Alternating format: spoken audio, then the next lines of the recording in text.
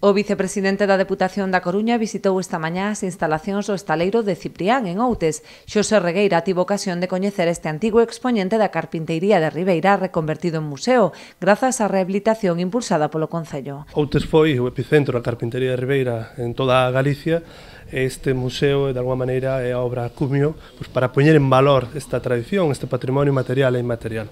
A intención da Deputación é converter a este espazo museístico na peza central da súa proposta de turismo industrial na feira Bitravel que se celebrará en marzo en Barcelona.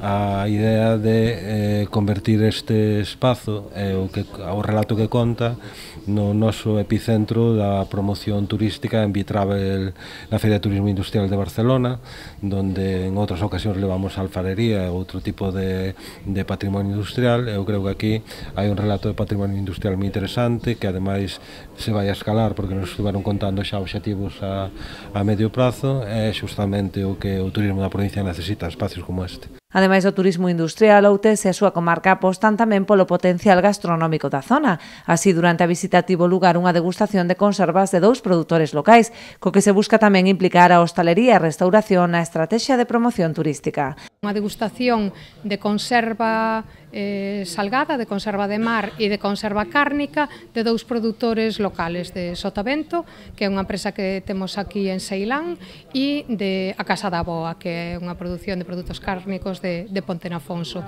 porque as feiras de turismo tamén é a provincia que sabe, a promoción turística de Deputación leva a parte de espazos, tamén restauración e produto, e aí é onde queremos que tamén o Concello de Outes ten algo que contar.